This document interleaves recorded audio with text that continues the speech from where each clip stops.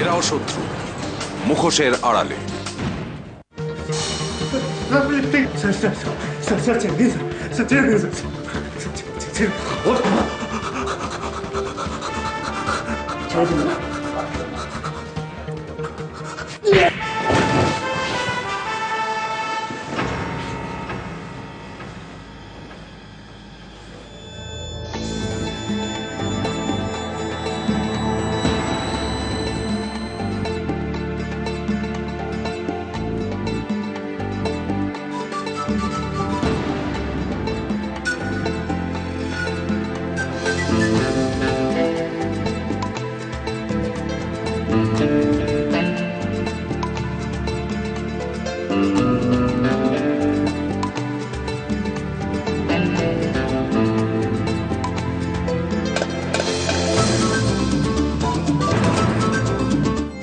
বিক্রম, এই রিপোর্টটা তুমি লিখেছো? এই চন্দন রায়ের রিপোর্টটা তুমি লিখেছো?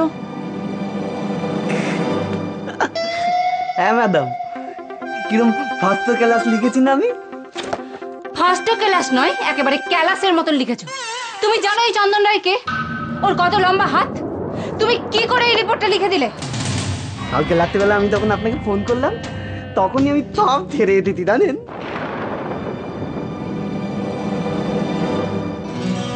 সব সেরে এসেছো মানে? না ম্যাডাম, প্রমাণ হাতে হাতে প্রমাণ। প্রমাণ আছে মানে? এই তো বলে রাগী ইন্টারভিউ নিতে পারোনি।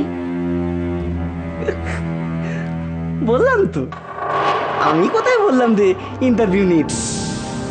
ওই ছেলেটা তখন মারছিল তন্দন লাইকে, কি মারলো ম্যাডাম জানেন তো? তন্দন লাই তো বেবাও করে কেঁদে দিল, কাঁদলো তো কাঁদলোই, তুই আবার কান ধরে উৎপাদক করলো জানেন ম্যাডাম। সে কি দিত ম্যাডাম, সে কি দিত।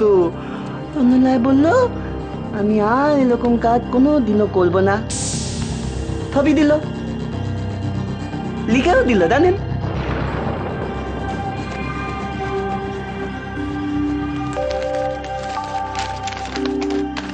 এই দেখুন ওনার লেখা। বিষ্ণু, বিষ্ণু, ম্যাডাম। বিষ্ণু, ও কি ছবি তুলে এনেছে আজকে ডেভেলপ করে আমাকে দেখাও।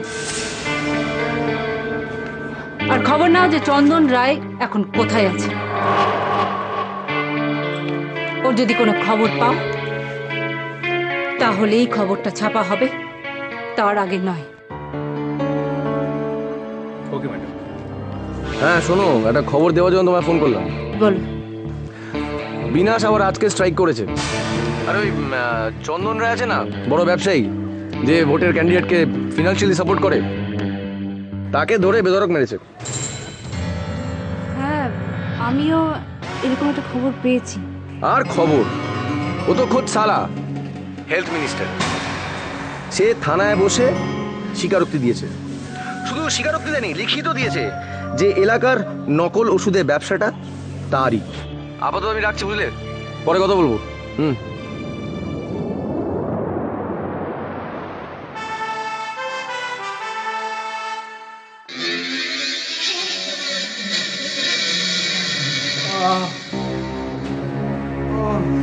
ভাগ্যিস খবরটা পেয়ে এই দৌড়ে চলে গেছিলাম।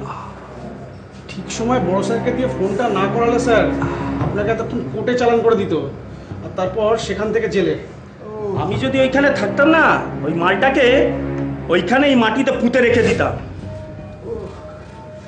ও মারে মারে, ও এভাবে তো মারে, কি মেরেছে গো, একেবারে অভদ্র।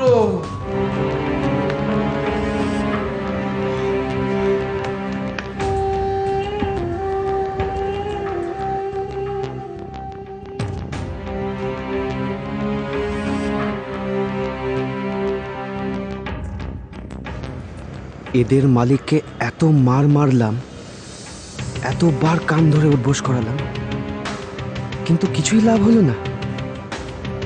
যা ছিল তাই।